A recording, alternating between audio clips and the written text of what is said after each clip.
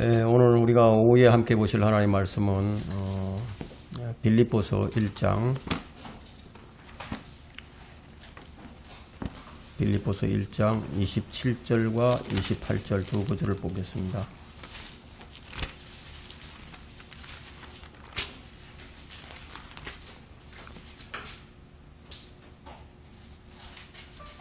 빌립보서 1장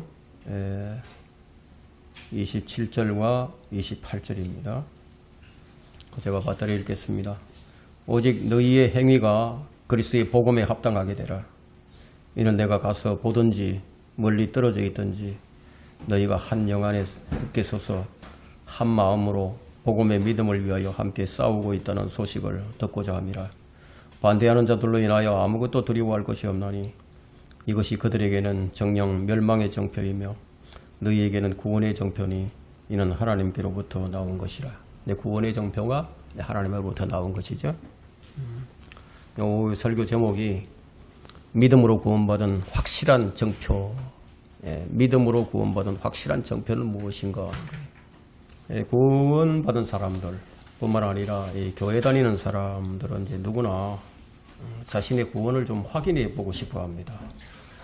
그래서 어떤 내적인 증거나 아니면 외적인 증거가 있었으면 좋겠다 이런 생각들을 하죠. 그 왜 이런 생각들을 하느냐면은 그만큼 이제 구원에 대한 확신이 없기 때문이에요. 그래서 사람들은 이제 구원의 정표를 좀 갖고 싶어 합니다. 그런데 이제 이렇게 구원의 정표를 어디에서 찾느냐 하면 성경에서 찾는 게 아니라 이상한 방언이나 또 이상한 환상이나 어떤 신비적인 그런 체험에서 이제 구원의 정표를 찾으려고 합니다. 오늘 우리는 이제 이 본문의 말씀이 우리의 구원을 어떻게 확인하는가 이것을 이제 보여주고 있기 때문에 이 말씀을 통해서 우리가 은혜를 나누고자 합니다. 정말 이제 쉽고 단순하죠. 구원받는 건 너무 쉽고 단순합니다. 그런데 답이 없는 자들이 많아요. 심지어 전도를 하러 다니는 사람들조차도 복음이 뭔지도 모르고 다니는 사람들이 허다합니다. 심지어는 복음 전도지 한 장도 없는 교회들이 얼마나 많은지 몰라요. 그런 교회가 존재해서 무슨 존재할 필요가 뭐가 있겠습니까? 그럼 왜 복음 전도지 한 장이 없는 교회가 있느냐 하면 복음이 뭔지를 모르니까 그래서 없는 거예요. 성경은 너희가 그것도 알지 못하느냐 하고 반복적으로 우리에게 질문을 합니다. 그것도 알지 못하느냐. 구원은 반드시 알아야 하죠. 왜냐하면 복음을 헛되이 믿으면 구원을 받지 못하기 때문입니다. 그래서 성경은 너희 안에 믿음이 있는지 너희 자신을 시험하고 스스로 입증하라고 했습니다. 예수 그리스도가 너희 안에 계신 것을 스스로 알지 못하면 너희는 버림받은 자들이라고 고린도후서 13장 5절에 말씀하고 있는데 그럼에도 불구하고 사람들이 어떻게 시험을 하고 어떻게 입증을 해야 하는지를 몰라요. 구원이라는 것은요. 스스로 입증하는 거예요. 입증하는 거예요. 자신이 믿음 안에 있는데 입증을 하는데 남의 진단을 받을 필요가 없어요. 자신이 아는 거예요. 예수님은 이제 자신을 가리켜서 나는 참 포도나무요라고 말씀을 하셨는데, 근데 이 성경에 보면 진짜, 진짜를 얘기할 때 참이죠. 참이라는 이 수식어가 잘 붙습니다. 그럼 왜 이게 참이라는 이게 수식어가 붙느냐 하면 가짜가 너무 많다 보니까 그 믿음에도 참 믿음이 있고 이 거짓 믿음이 있어요. 그리고 참 신자가 있고 거짓 신자도 있어요. 참 사랑이 있고 거짓 사랑도 있습니다. 이걸 구별하지 못하면 이거 참 심각하죠. 왜냐하면 이게 영원히 달려있는 문제니까. 영원히 죽고 사는 문제예요. 예수님은 내가 길이라고 이렇게 말씀하셨는데 근데 어떻습니까? 오늘날 수많은 길이 있다고 말을 하는 이 다원주의 시대를 우리가 살고 있습니다. 어떻게 길이 하나뿐이겠느냐 이런 말을 하면서 산으로 올라가는데 산 정상에 올라가는 길이 어떻게 하나만 있겠느냐 이렇게 얘기를 하죠. 그러면서 따지죠. 따집니다. 왜 길이 하나냐 하고 따집니다. 왜 기독교만 얘기하느냐 따지죠. 따지고 도전하는 시대에 우리가 살아갑니다. 그럼에도 불구하고 우리가 그분만이 길이라고 말할 수 있다면 그렇다면 우리가 그 길에 서 있어야 하지 않겠어요? 응? 우리가 그 길에 서 있지 않으면서 우리가 그 길을 아무리 얘기하고 그 길을 아무리 전한들 무슨 소용이 있겠어요? 구원의 정표가 있는가? 구원의 정표가 있는가? 구원의 확실한 정표는 무엇일까요? 그것이 무엇일까요? 하나님께서 주신 독생자를 내가 지금 믿고 있는 거예요. 그냥 내가 지금 믿는 거예요. 그분을 믿는 자는 정죄를 받지 않는다고 했어요. 그분을 믿는 자는 사망에서 생명을 옮겨졌다고 얘기합니다. 그분을 믿는 자는 죄들의 사함을 받는다고 했습니다. 누구든지 그분을 믿으면 부끄러움을 당하지 않는다고 했습니다. 그런데 이런 것들이 우리가 뭐 강요나 아니면 설득이나 어떤 뭐 세뇌를 통해서 아는 것이 아니라는 거죠. 내 마음에 예수님이 주와 그리스도이심을 믿는 것이 가장 큰 정표예요. 그래서 로마서 10장 9절에는 네가 입으로 주 예수를 시인하고 또 하나님께서 그를 죽은 자들로부터 다시 살리신 것을 네 마음에 믿으면 구원을 받으리라. 이게 구원받는 방법이죠. 네 마음에 믿으면 구원을 받는다. 우리가 다른 사람을 시험해서는 안 되지만 스스로 내 자신과 내 자신의 마음과 내 양심과 내 의지를 시험해 볼 필요가 있는 거예요. 사람이 마음으로 믿어 의에 이르고 입으로 고백하여 구원을 받기 때문이라고 했는데 이렇게 믿고 있다면 구원받았다는 성경적 증거가 반드시 있을 겁니다. 예수님께서 초림하셨을 때 예수님을 따르던 무리들이 엄청나게 많았어요. 수많은 군중이 예수님에 대하여 들었어요. 그리고 또 보았습니다. 그분을 알았습니다. 그러면 그들은 그분을 어떻게 알았죠? 어떤 사람은 침례인 요한으로 아는 자도 있었고 어떤 사람은 선지자 중에 한 사람이라는 걸로 알고 있었고 근데 이 사람마다 이 예수님을 아는 그 의견이 다 달랐어요. 다르다 이거예요. 오늘날 이 예수님의 이름은 전 세계에 다 알려져 있습니다. 그래서 사람들은 그분을 누구라고 하죠? 현대 교육받은 사람들은 그분을 누구라고 합니까? 4대 성인 중에 한 사람으로 그렇게 알고 있죠? 어떤 사람은 민중의 혁명가로 알고 있습니다. 어떤 사람은 민중의 해방자, 어떤 사람은 사생아로 알고 있고 어떤 사람은 종교의 창시자로 합니다. 그분에 관해 아는 사람들은 많지만 그분을 정확히 아는 사람은 아주 극소수에 불과합니다. 그분이 누구신지 성경대로 알고 믿는 자가 아주 적다는 얘기예요. 주님께서는 제자들에게 너희는 내가 누구라고 생각하느냐 이렇게 물으셨어요. 주님을 따르는 제자들에게 너희는 내가 누구라고 생각하느냐 이게. 그러자 주는 그리스도시요 살아계신 하나님의 아들이시니이다. 우리는 주께서 그리스도 곧 살아계신 하나님의 아들이심을 믿으며 또 확신하나이다. 자, 이것이 베드로의 고백입니다.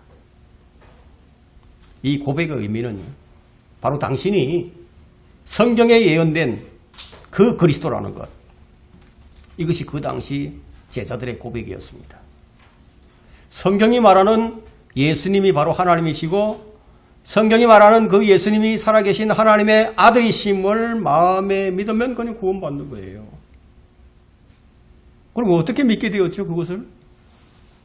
그 주님이 가르쳐 주셨어요. 그걸 어떻게 믿는지 주님께서 가르쳐 주신 거예요. 그게 마태복음 16장 17절에 예수께서 대답하여 그들에게 말씀하시기를 바요나 시몬아 네가 복이 있도다. 이는 너에게 나타낸 것은 혈과 육이 아니라 하늘에 계신 나의 아버지시니라. 베드로가 알게 된 것이 사람이 알게 해준 것이 아니라는 거예요.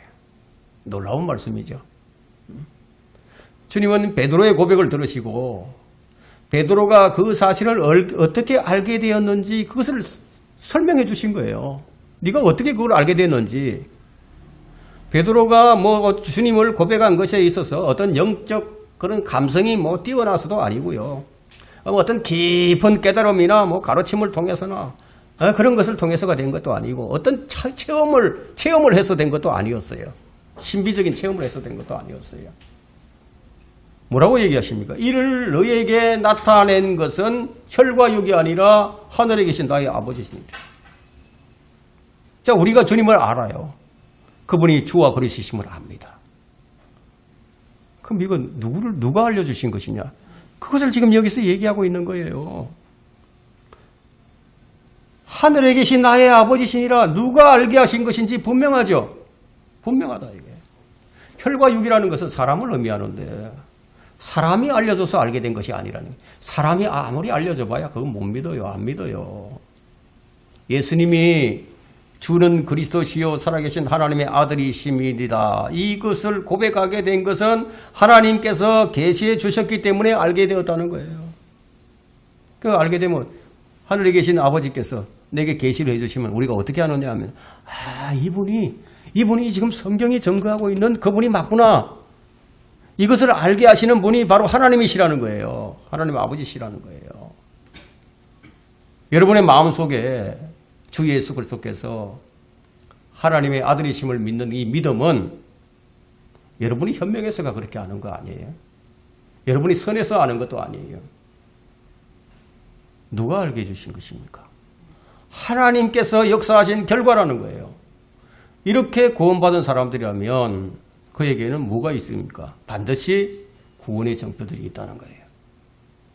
그 정표들이 어떻게 나타나는지를 우리가 이제 살펴보는 겁니다. 첫 번째, 구원의 강력한 정표는 내 입이 예수님을 주라고 시인하는 것으로 드러나게 됩니다. 내 입이. 그냥 구주 예수 그리스도를 내 마음에 믿으면 그냥 내 입이 그것을 시인한다는 거예요. 다른 사람을 통해서 당신이 영접 기도를 했으니까 당신은 구원받았다 그래서 아는 것이 아니라 내가 정말 예수님을 믿는지 안 믿는지 내가 안다는 거예요.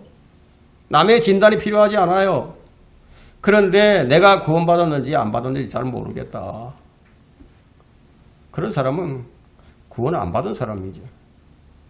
혹시나 하는 사람들은 다 이렇게 지옥 가는 거예요. 구원은 모호할 수가 없습니다. 애매모호하지 않아요. 자신 스스로 알아야 되는데 자꾸만 다른 사람의 말로서 확인하려고 듭니다. 사실 저에게 이런 상담 전화가 많이 옵니다. 자신이 구원이 확실치 않으니까 자신이 구원받았는지 안 받았는지 어떤 목사의 그 얘기를 들으면 그게 그걸로 확인하면 되는 건가요? 그게 아니라는 거예요. 남이 판단하는 것이 아니라 내가 아는 거예요. 베드로가 예수님을 그리스도로 믿고 입으로 말한 것은 하나님의 영에 의해서라 된 것이라고 했습니다. 그렇다면 우리가 예수님을 주로 시인하는 것 역시 하늘에 계신 아버지에 의한 것이다. 그러니까 하나님께서 여러분 안에서 역사하신 결과라는 거예요. 성령님께서 하시는 일은요. 예수 그리스도가 누구신지 그분이 누구신지 알고 믿도록 계시해 주는 일을 하십니다. 여러분 고린도전서 12장 3절에는 그러므로 내가 너희에게 알게 하노니 하나님의 영으로 말하는 사람은 누구라도 예수는 저주받았다고 말하지 아니하며 또 하고 성령에 의하지 아니하고서는 누구라도 예수를 주라고 말할 수 없느니라. 우리가 이렇게 성경 구절을 하나하나 확인하면서 진실이 무엇인가, 진리가 무엇인가 우리가 찾는 거예요. 무엇이 사실인가, 무엇이 정확한, 무엇이 정말 진짜인가 이걸 찾는 거예요. 성령에 의하지 않고서는 그 누구라도 예수님을 주라고 말할 수 없다는 겁니다. 어떤 사람은 자신 스스로 알 수 있다고 말을 하는데 그렇게 말하는 사람은 그건 거짓이에요, 거짓. 유대인들은 예수님을 십자가에 못 박아 죽였어요. 유대인들이 예수님을 어떻게 아는지 아십니까? 유대인들에게는 예수님은 저주받은 자예요.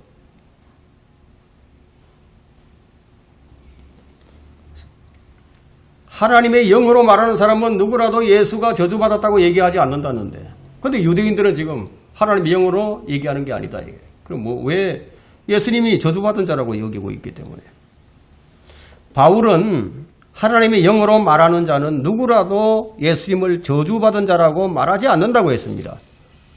그럼 구원받지 못한 유대인들은 지금도 예수님을 저주받은 자로 합니다. 갈라디아서 3장 13절에는 이런 말씀이 있죠. 그리스도께서 우리의 죄들을 위하여 저주가 되셔서 율법의 저주로부터 우리를 구원하셨으니 기록되기를 나무에 매달린 자는 누구나 저주를 받은 자라고 하였느니라. 그러면 성령에 의하지 않으면은 예수님을 주라고 말할 수 없다고 했는데요. 그런데 성경의 또 다른 곳에서는요. 성령에 의하지 않고도 주여 주여 하는 자들이 있어요. 그러면 주님께서는 그들을 모른다고 하셨어요. 성령에 의하지 않고 주여 주여 하는 자들은 나는 너를 모르겠다. 그러면 이런 것을 볼 때 성령에 의하지 않고도 얼마든지 예수님을 주여 주여 부를 수 있다는 거죠. 그러면 이런 이유로 바울은 뭐라고 얘기하느냐. 너희들이 진짜인지 가짜인지 그걸 한번 시험해 보라는 겁니다. 너희들이 진짜인지 가짜인지 입증 한번 해보라. 예수 그리스도가 너희 안에 계신지 안 계신지 입증을 해보라는 거예요. 이런 것들을 우리가 무엇으로 확인을 하겠습니까? 바로 구원의 정표로 확인을 합니다. 하나님의 자녀들은 하나님을 아버지라고 부르는데요. 어떻게 해서 우리가 하나님을 아버지라고 부르게 되느냐 하면 하나님께서 양자되는 영을 우리에게 주셔서 우리가 하나님을 아버지라고 부를 수 있게 해주셨다고 그렇게 말씀하고 있거든요.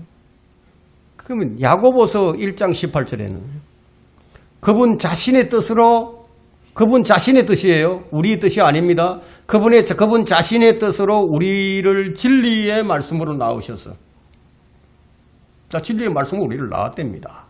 그분 자신의 뜻으로. 그러면 우리를 하나님께서 낳으신 것을 우리가 어떻게 알죠? 그것이 바로 로마서 8장 16절에 성령께서 친히 우리의 영과 함께 우리가 하나님의 자녀임을 증거하시기 때문에 그래서 우리가 안다는 거예요. 예? 그래서 우리가 아는 거예요. 내가 안다는 거예요. 그런데 문제는 뭐냐? 거듭나지 않았으면서도 하나님을 아버지라고 부르는 자들이 많이 있다는 거죠. 문제가 그거예요. 개나 소나 교회 다니기만 하면 뭐 하나님을 아버지라고 부르는 것이 지금 작금의 현실입니다. 하나님을 아버지라고 부를 수 있게 된 것이 무엇 때문이냐? 출생의 문제이거든요. 아들의 영을 주셨다. 양자되는 영을 주셨으니까 우리가 아버지라고 부를 수 있게 됐는데 그럼 출생의 문제잖아요. 하나님께서는 육체로 태어난 우리를 다시 한번 태어나게 하셨어요. 그래서 하나님께서 나의 아버지가 되시는 거죠. 그래서 그리스도의 영, 아들의 영이 내 안에 들어오시면 우리는 자연스럽게 하나님을 아버지라고 부르게 됩니다. 하나님을 아버지라고 부를 수 있는 이것이 구원의 정표인데 그런데 가짜들이 많아요.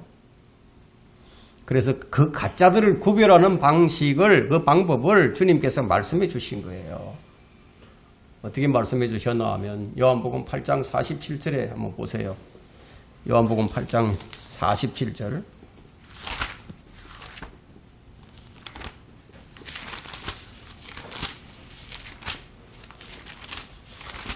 (8장 47절에) 하나님께로부터 나온 사람은 하나님의 말씀을 듣느니라. 너희는 하나님의 말씀들을 듣지 아니하나니 이는 너희가 하나님으로부터 나오지 않음이라고 하시더래요.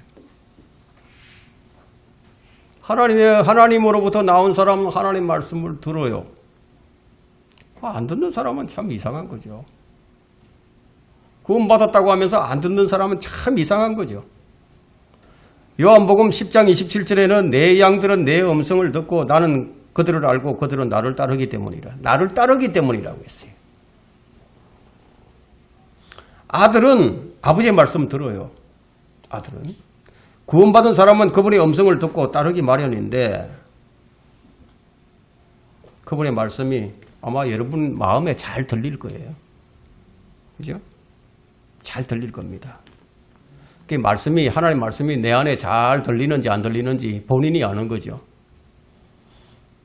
그러면 이 가짜들을 어떻게 가려내는가?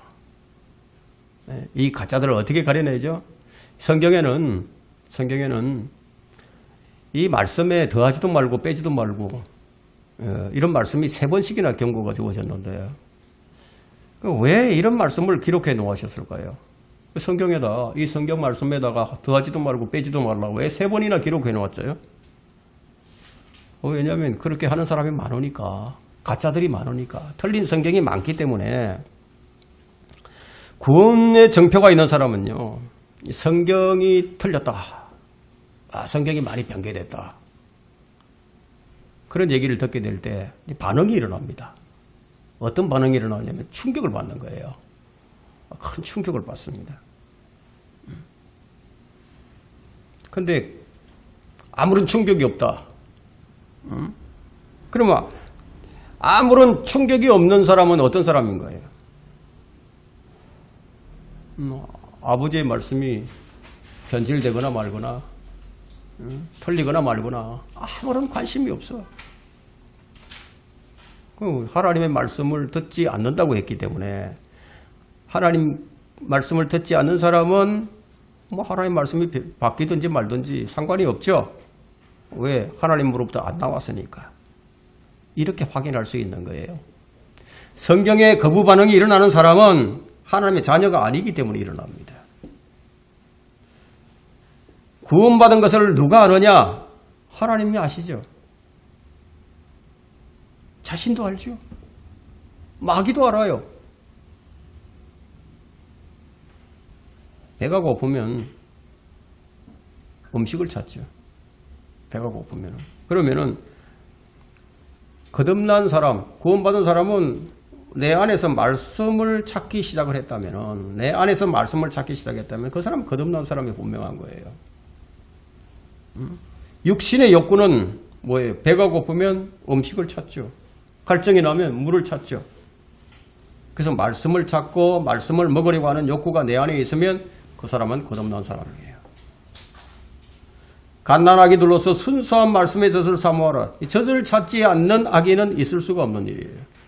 그런데 교회는 다니지만 주의 말씀과 무관하다면, 주의 말씀에 무관심하다면 그 사람은 그냥 종교인일 뿐이에요. 그냥 종교인입니다. 예수님을 주라고 부르면서부터 찾게 되는 것이 바로 주의 말씀이에요.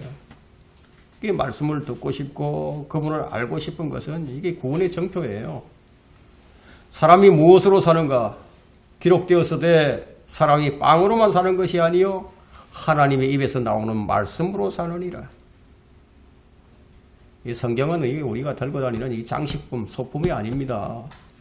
먹고 자라야 할 음식이에요. 여러분 하루에 얼마나 음식을 섭취하고 있습니까? 구원의 정표는 주의 말씀을 먹고 사는가, 그것으로 알 수 있는 거예요. 말씀에 아무런 반응이 없다면 그거 참 이상한 일입니다. 그런 것이 없다면 뭔가 잘못된 거예요. 구원받은 강력한 정표는 주의 말씀을 먹고 내가 그것으로 살고 있는가, 그것으로 확인이 가능합니다. 구원받기 전에 성경은 내게 아무런 의미가 없었죠. 그런데 구원받고 난 후부터는 이 성경이 애정의 대상이 됩니다. 왜냐하면 양식이 되었기 때문에. 왜 그런가 하면 말씀이 없이는 살 수가 없기 때문에. 그런 사람이 강력한 구원의 정표를 가진 사람입니다. 두 번째, 구원의 정표를 가진 사람은 형제사랑으로 나타납니다. 형제사랑. 요한복음 13장 34절에서 주님께서 새 계명을 주셨어요. 내가 너희를 사랑한 것 같이 너희도 서로 사랑하라고. 근데 내가 너희를 사랑한 것 같이, 이게 전제 조건이죠. 성령에 의하여 하나님의 사랑이 우리 마음속에 부어졌다고. 자, 구원받은 사람들에게 하신 말씀인데, 성령에 의하여 하나님의 사랑이 우리 마음속에 부어졌다고 로마서 5장 5절에 말씀하고 있습니다. 구원받으면 이제 사랑하는 마음이 생겼어요. 그래서 구원의 정표는 모호하지 않습니다. 요한 1서 5장 1절에도 예수가 그리스도이심을 믿는 사람은 누구나 하나님께로부터 태어났으며 낳으신 그분을 사랑하는 사람은 그분께로 태어난 자도 사랑하노니라. 이게 형제사랑이에요. 왜 이 형제사랑을 하는지 아십니까? 여러분의 가족들 사랑하죠. 예? 자, 구원받은 사람은 하나님의 가족이에요. 하나님의 가족이 되어서. 가족 관계는 뭐냐면 사랑하는 관계예요. 이해타산의 관계가 아니에요. 예수님을 그리스도로 믿는 사람은 하나님께로 난 사람을 사랑한다. 성경에서 최상의 선물이 뭐죠? 최상의 은사가 선물이죠. 사랑이죠. 사랑. 예? 사랑이 최상의 선물이에요.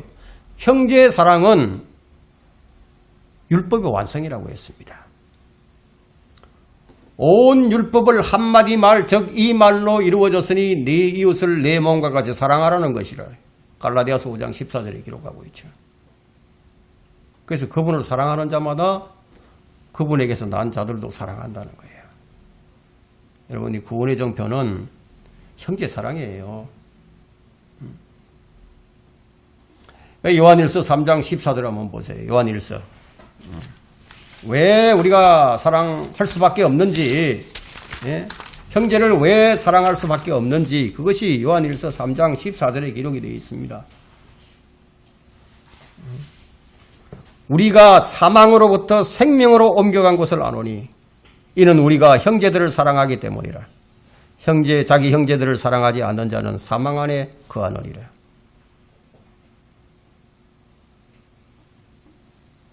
형제 사랑은 자신이 사망으로부터 생명으로 옮겨간 것을 알게 해줍니다. 말하자면 이 형제 사랑이 구원의 정표라는 것인데, 그런데 이런 정표가 없는 사람들이 참 많이 있습니다. 아주 성경 지식도 많이 아는데, 그런데 이 사랑의 정표가 없는 사람들이 많아요. 무슨 얘기예요? 교회 안에 가짜들이 많다는 거예요. 너무 많아요. 구원의 정표가 없는 가짜 확신만 있는 사람들도 있고요. 아예 구원의 확신조차 없는 사람들도 있어요. 성경은 구원의 정표를 말합니다. 오전에도 말씀드렸지만 회개에 합당한 열매가 있어야 하듯이 구원도 구원의 정표가 있습니다. 그래서 요한일서 4장 7절에는 사랑하는 자들아 우리가 서로 사랑하자. 이게 사랑하는 자들아 서로 사랑하자. 이는 사랑이 하나님께 속한 것이니 사랑하는 사람은 누구나 하나님께로부터 태어났으며 또 하나님을 아느니라. 사랑의 대상이 누구인지 분명하죠. 큰 계명과 둘째 되는 계명도, 크고 둘째 되는 계명도 뭐예요? 가장 큰 계명은 하나님을 사랑하는 것이고, 크고 둘째 되는 계명은 무엇이에요? 형제를 사랑하는 것, 이웃을 사랑하는 거다. 이게. 여러분, 사랑의 대상이 누군지 분명하죠. 거듭난 성도들이죠. 여러분, 사랑은 하나님께 속한 것이라고 여러분들 모두 동의합니다. 그렇죠? 다 동의하죠? 근데 왜 사랑하지 않으세요? 여기 보니까 하나님께 속하지 않았기 때문에 사랑하지 않는다고 하는데, 하나님을 아는 사람은 사랑한다 이거예요. 형제 사랑은 구원의 정표예요. 그래서 구원받은 사람들은 다른 누구를 만나는 것보다도 성도들을 만나는 것이 즐겁고 좋은 거예요. 기뻐요. 만나기만 하면 기뻐. 주는 것도 없는데 기쁘다고. 예? 사랑은 성령의 열매예요. 그럼 성령의 열매가 어떻게 맺히는지 우리가 알아야겠죠. 근데 성령의 열매의 얘기만 나오면 그냥 자신이 없어지는 자들도 있습니다. 그래도 뭐 앞부분까지는 참 괜찮았는데, 예? 이 열매의 얘기만 나오면은 이 자신이 없어지는 사람들이 있다. 요한일서 15장 5절에는 주님이 하신 말씀이 나는 포도나무요 너희는 가지들이라.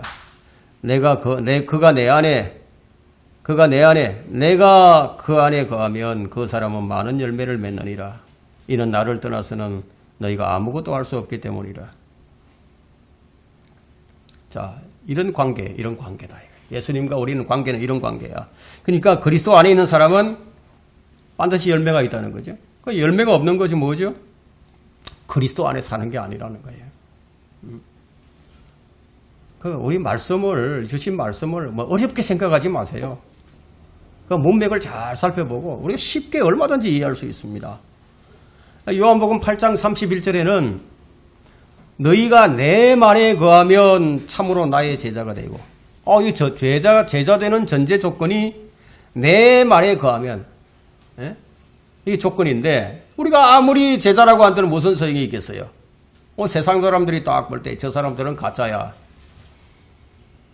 오늘날 세상 사람들이 이 교회에 다니는 교인들을 보고 저 사람들 그리스도인이 아니야, 가짜야, 이렇게 얘기한다. 이게. 그럼 그들이 그렇게 이야기하는 이유가 뭐예요?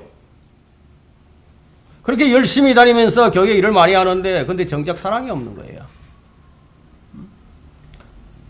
너희가 서로 사랑하면 다른 사람들이 너희가 내 제자인 줄 알리라. 근데 교회 안에서 어떤 일이 일어납니까? 서로 싸움박질하죠. 분열이 일어나고 분쟁하고 서로 그냥 총질을 해야 된다고.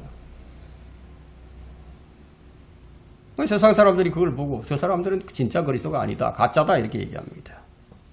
그럼 제자가 없는 교회는 주님이 원하시는 교회가 아닙니다. 그런 교회 주님 원하지 않으세요. 주님께서 이런 꼴을 보려고 교회를 세우신 것인가요? 주님을 바르게 따를 때 교회로서의 참 역할을 하게 되는 거예요. 그래서 너희가 많은 열매를 맺는 이 일로 내 아버지께서 영화롭게 되실 것이요 너희는 내 제자가 되리라. 이 요한복음 15장 8절 말씀인데, 열매는 이 구절에서 두 가지를 나타냅니다. 아버지를 영화롭게 하고요, 주님의 제자가 되게 합니다. 열매가 이런 역할을 한다 이거예요. 그러면 어떤 열매를 말하겠습니까? 여러분, 큰 건물을 말하는 것일까요? 수많은 교인들을 말하겠습니까?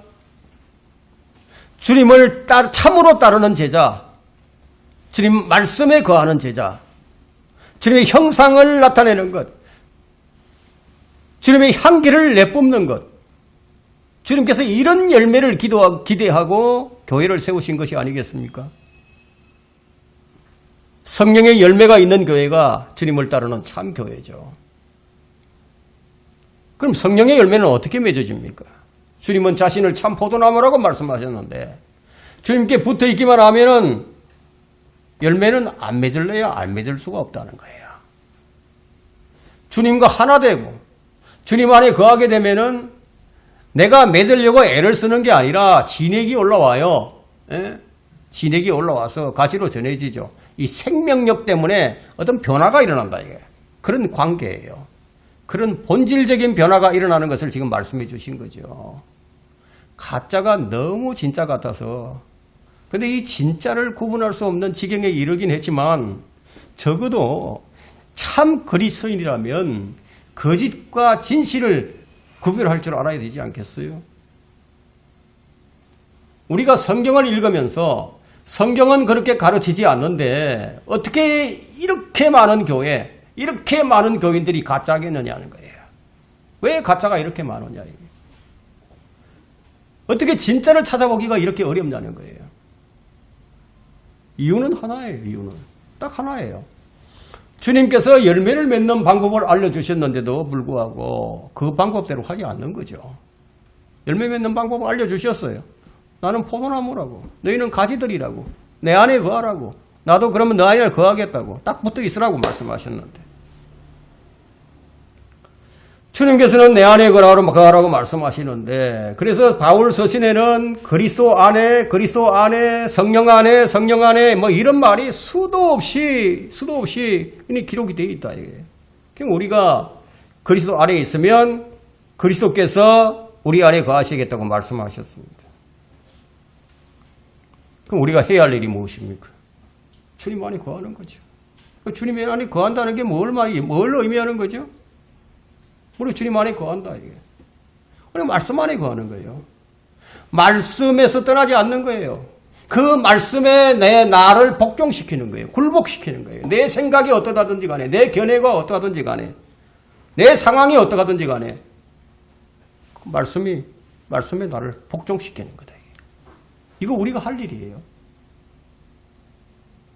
그리하면 주님께서 너희 안에 거하리라 이거 말씀하셨어요. 그럼 어떻게 하라는 것입니까?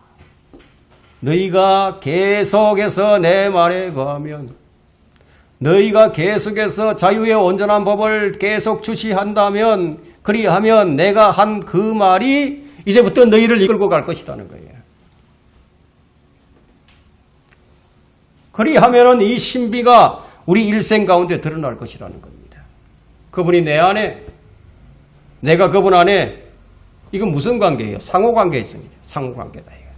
그래서 기독교 신앙은요, 설명할 수 없는 아주 신비한 삶의 모습으로 드러나게 되는 거예요. 우리가 주님 안에 거하면 견고해집니다. 견고해집니다. 우리가 주님 안에 거하면 우리는 견뎌냅니다. 우리가 주님 안에 거하면 승리를 합니다. 우리가 주님 안에 거하면 지속합니다. 우리가 주님 안에 거하면 존속하게 됩니다. 이런 뜻이 아니겠어요?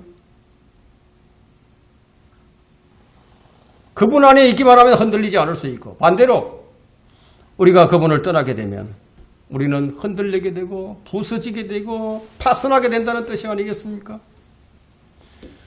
우리가 그분을 따르기로 했다면, 우리가 정말 그분을 믿기로 했다면 주님께서 우리에게 일러주신 그 말씀으로 우리가 깨끗하게 될 뿐만 아니라 날마다 그 말씀이 우리를 이끌어가는 그런 실천적인 신앙의 모습을 통해서, 그래서 우리가 이 땅에 세워진 교회가 무엇을 해야 되죠? 그리스도의 모습을 계속 날마다 드러내게 해야 하지 않겠습니까? 주님이 오늘 우리에게 교회를 세우신 그 의도가 무엇인지를 알려주시려고 교회가 참 교회로서의 그런 모습을 드러내기를 원하십니다. 그리스도 안에 있는 사람에게 가장 먼저 맺히는 열매가 있어요. 예. 우리가 예수 그리스도가 누구인지 그렇게 알게 되면요, 사고체계가 바뀝니다. 사고체계가. 그것이 뭐냐? 생각의 열매예요. 생각의 열매. 이 생각의 열매가 맺히면 그 다음에는 입술의 열매가 맺혀. 입술의 열매. 입술의 열매 다음에는 뭐가 나오느냐? 선한 행위의 열매가 맺히게 됩니다. 근데 우리가 사는 세상이 너무너무 악하다 보니까요, 예수님을 주로 믿고 나면서부터 생각의 갈등이 정복이 됩니다. 참 갈등이 생겨요. 더 어려운 일들이 생깁니다. 근데 그 힘들고 어려운 일이 더 많이 발생하고 있는데도 불구하고, 그런데 특이한 것이 있는데 내 마음에 뭐가 있어요? 평강이 있다, 이게. 이 상황하고 상관이 없어요. 환경하고도 상관이 없어요. 내 마음에 평안이 있어요. 이 성령의 열매예요.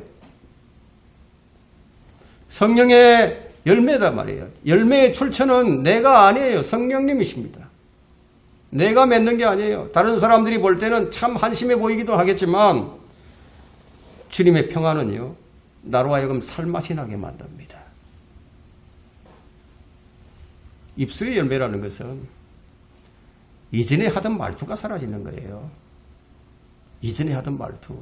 여러분 복음을 전하고 막 그러고 다니면서 뒤로 욕설이나 하고 그냥 막 독설이나 품고 저주나 해야 된다면 그게 입술의 열매겠어요? 그게 입술의 열매 아니에요.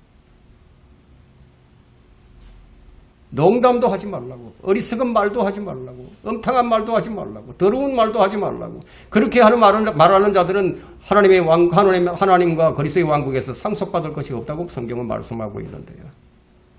입술의 열매, 입술의 열매. 이전에 하던 그런 말투가 다 사라져버린다, 이게. 아무렇지도 않게 하던 그 욕설, 엄담, 배설, 농담 다 사라져버린다, 이게. 예수님을 만나고 바뀐 것이 뭐냐면 생각이 바뀌었다. 말이 바뀌었어. 가치관이 바뀌어버렸다. 성령의 열매는 구원의 내적인 정표예요. 그래서 갈라디아서 5장 22절에는 성령의 열매는 사랑과 기쁨과 화평과 오래 참음과 친절과 선함과 믿음과 온유와 절제니 그러한 것은 반대할 법이 없다고. 이전에는 내 중심적이었고 내 자신의 유익의 목적이 있었다면 이제는 무엇을 생각하죠? 희생을 생각합니다. 이전에는 대접을 받으려고 했는데 이제는 섬기려고 합니다. 이런 마음을 가지고 있는 사람을 누가 반대를 하겠어요? 누가 좋아하지 않겠어요?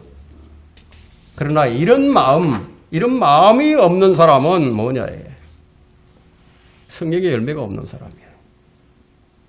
여러분, 생각의 열매, 입술의 열매, 선한 행실의 열매, 사랑의 열매는요, 성령의 열매예요. 그것이 강력한 구원의 정표가 된다는 겁니다. 사람들은 열매를 일의 결과라고 생각을 하는데 열매는 일의 결과가 아니에요. 생명의 결과입니다. 그래서 이 열매를 보면 그 나무를 알 수 있죠. 그러면 내 안에 기쁨이 있는지, 내 안에 평안이 있는지 내가 알죠. 내가 알아요.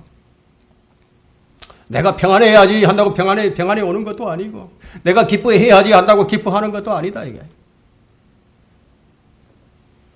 주님 주신다, 이게. 근데 자신의 삶이 너무너무 허무하게 느껴지고, 도대체 이게 뭐지? 왜 이런 일이 생기지? 내 인생이 왜 이래? 이런 생각이 든다면요. 그건 뭐예요, 그건? 그리스도가 없는 사람이지. 반면에 나는 복이 있는 사람이다. 나는 복된 사람이다. 이것을 가장 잘 아는 사람이 바로 나 자신이다. 이게. 다윗은 율법에서 정죄하는 가장 큰 죄를 지었죠. 바로 간음과 살인이에요. 근데 그 자신이 복 있는 사람인 줄 알아요. 여러분, 시편 1편 1절에서 딱 복 있는 사람부터 나오죠. 다윗은 확실한 자비를 받았고요. 자기의 죄가 다 지워진 것을 알았기 때문에 복 있는 사람인 줄로 자기가 알았어요. 그래서 구원받은 것으로 인해서 내 죄들이 다 지워진 것을 안다면, 그렇다면 구원의 정표가 있지 않겠습니까? 그렇죠? 지각과 이해를 뛰어넘는 하나님의 평강이 바로 내 생각들을 지키고 내 마음을 지키고 내 마음을 다스리고 내 안에 기쁨이 있다면 그는 구원받은 정표를 늘 지니고 사는 사람입니다. 어려운 환경 때문에 불평과 불만이 나오는 게 아니라 오히려 찬양과 감사를 드리게 되었다면 그 사람의 구원의 정표가 확실한 사람이에요. 구원받은 사람은 하나님과 화평을 가지게 됩니다. 구원받은 사람은 하나님을 기뻐합니다. 어떻게 이런 것이 가능한가? 왜냐? 이것이 바로 성령의 열매니까. 내가 그리스도께 붙은 가지라면 열매가 이렇게 드러나게 된다는 것이에요. 구원받지 못한 사람은 아무리 잘 살아도 그 인생은 허망하고 헛될 뿐이에요. 그걸 자신이 알아요. 셋째로 구원받은 확실한 정표는 성령님의 인도함을 받는 거예요. 로마서 8장 14절에는 무릇 하나님의 영으로 인도함을 받는 이들은 곧 하나님의 아들들이니라. 하나님의 영으로 인도함을 받아야 하나님의 아들이라고 성경이 이렇게 말씀을 합니다. 구원받은 사람 안에는 하나님의 형상으로 창조된 새 사람이 있어요. 그 새 사람은 하나님의 말씀을 사랑하고요. 죄의 법을 미워합니다. 전에는 내가 불편하지 않았는데 지금은 그것이 불편하고 괴롭고 부끄럽고 미워하게 되는 이 내적인 증거가 생겨났어요. 그럼 성령의 인도함을 받는 것이 구체적으로 뭐냐? 성령의 인도함을 받는 것이 그게 구체적으로 뭐냐? 그것은 주의 말씀을 따라서 생각을 하고요. 주의 말씀을 따라서 판단을 하고 주의 말씀을 따라서 행동하는 겁니다. 말하자면 예수 그리스도를 기준으로 계속 생각하는 사람이 성령의 인도함을 받고 사는 사람이에요. 여러분은 이전에 여러분 자신을 부끄러워하고 있습니까? 이전에 나를 부끄러워하느냐 이게요. 그러면 성령의 인도함을 받는 사람은 이전의 행실뿐 아니라 이전의 나를 미워합니다. 내 육신을 미워합니다. 그래서 구원은요, 생활 방식을 바꾸게 만듭니다.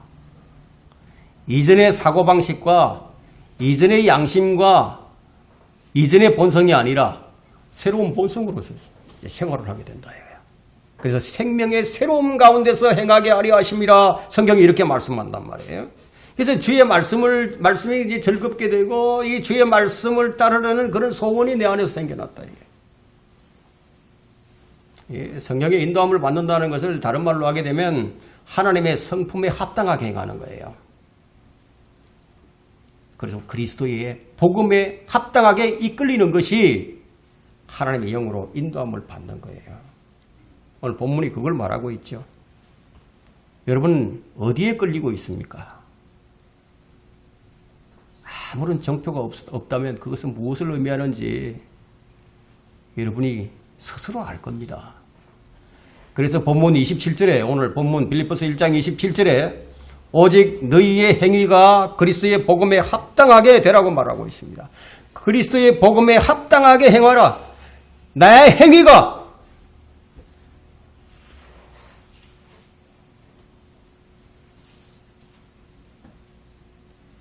내 행위가 엉망진창인데 그러면 그리스도의 복음에 합당하게 행하는 것이 아니죠. 오히려 복음을 방해하죠. 참 안타깝습니다. 오늘날 저는 가장 안타까운 게 가장 우리에게 주신 신기한 진리의 말씀이 있고 바른 성경이 있고 정말 아주 훌륭한 믿음의 사람들이 만들어 놓은 그런 이 주석설도 있고 다 있는데 그런 걸 가지고 오히려 욕을 먹는 짓을 하고 있다. 이것만큼 안타까운 게 어디 있겠습니까? 기가 막힌 일이 일어난 거예요.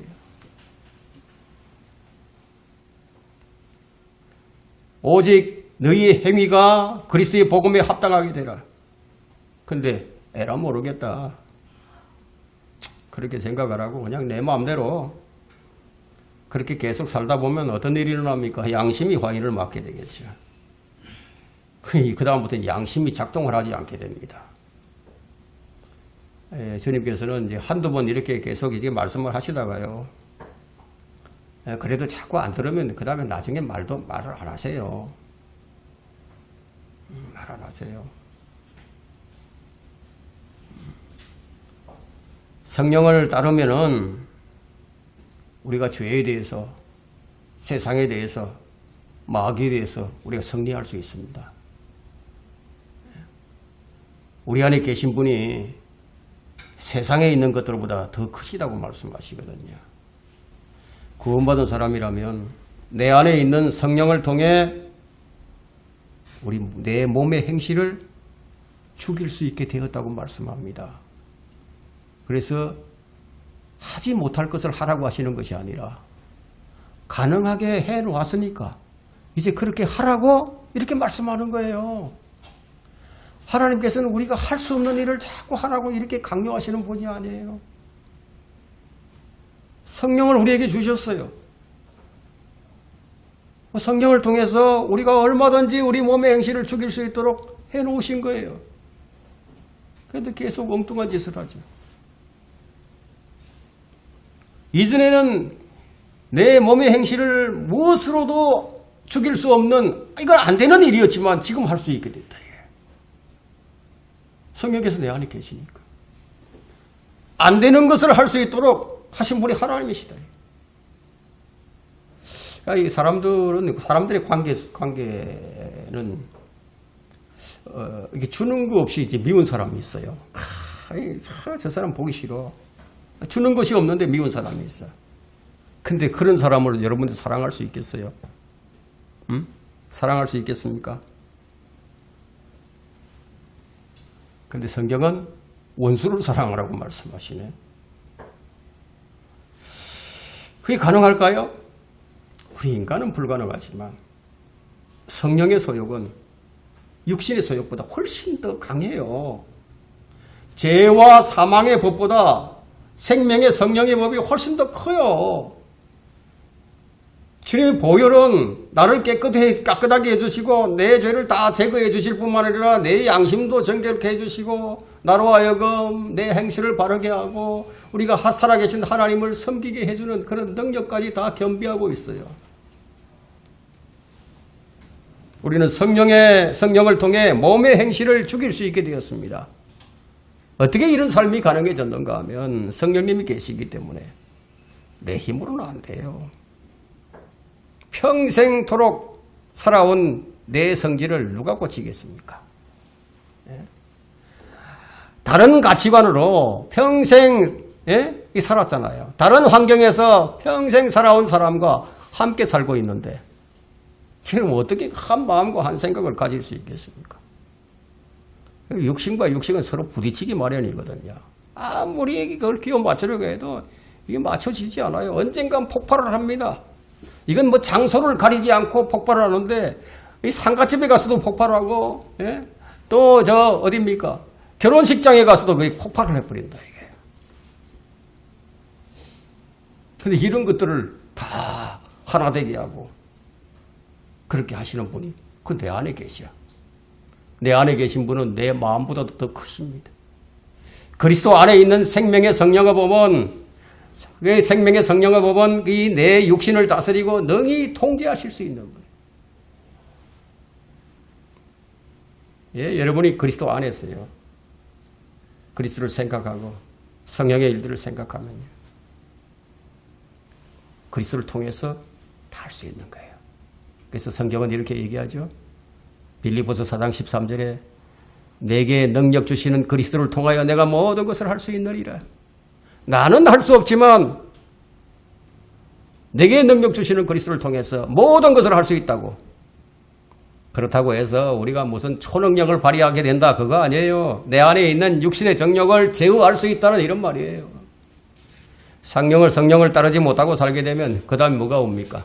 징계가 오죠. 징계. 근데 이 징계가 또 하나님의 구원의 정표가 됩니다. 징계받는 것이. 징계를 받으면 하나님의 아들이고 징계를 안 받으면 사생아예요. 히브리서 12장 6절과 이제 8절을 보시면은 주께서 그의 사랑하는 자를 징계하시고 그가 받으시는 아들마다 매질하시느니라. 모든 사람이 참여하는 징계를 너희가 받지 않는다면 너희는 사생하여 친아들이 아니니라. 구원받은 확실한 정표가 하나님의 징계다. 징계. 징계의 대상이 분명하게 누군지 나오죠. 그의 사랑하시는 자, 그가 받으시는 아들마다. 여러분에게 이런 징계가 있다면 자신이 구원의 정편을 가지고 있는 거예요. 주님께서 나를 사랑하시는 것을 알아요. 우리가 그분을 사랑하는 정편은 우리 그분의 말씀을 지키는 것이고 또 하나님께서 우리를 사랑하신다는 정편은 우리가 잘못했을 때 징계를 주시는 거예요. 주님의 징계의 목적은 무엇 때문에 주십니까? 영 안에서 열심을 내고 회개하라고 주시는 거예요. 돌이키라고. 구원받은 정편은 모이게 힘쓰는 것으로 드러납니다. 여러분 이 시대에 오전에 설교했죠? 교회 왜 다녀요? 안 다니는 사람들이 많아졌어요. 마지막 때에 더욱더 모이기에 힘쓰라고 그러고 건면하라고 모이기를 건면하라고 얘기했습니다. 건면하라 이게. 하나님께로부터 난 사람은 하나님께로부터 난 사람을 사랑한다고. 근데 만나기가 싫어. 이 교회 나가기가 싫어. 꼴 보기 싫은 사람이 있으니까. 그렇게 해서 안 된다는 거예요. 여러분 마음이 끌리고 만나고 싶어진다. 교회는 그런 모임이 되게 돼요. 마음이 끌린다. 나에게 주는 것도 없지만 사랑한다 이게. 가족이 하나님의 가족이야 하나가. 하나님의 한 가족이 되었어요. 그래서 교회는 구원받은 사람들의 모임인데 여러분 초대교회 성도들은 따로따로 놀지 않았습니다. 함께 했습니다. 그들은 함께 모이고 함께 음식을 먹고 함께 찬양하고 함께 기도하고 함께 교제를 했습니다. 구원받은 사람은 서로 사랑하기 때문에 모이기 힘쓰는 거예요. 오늘날 이 교인들은 대부분 끼리끼리 모여서 제각각 노는 것으로. 나타나게 되는데 그건 구원받은 형제들이 아니기 때문이에요. 그들은 그냥 교회를 그냥 다니는 사람들이죠.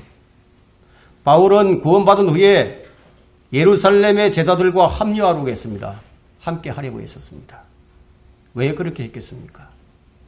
구원받은 사람 한 사람이 건물을 형성하듯이, 건물을 지어가듯이 함께 지어져 가야 하기 때문이에요.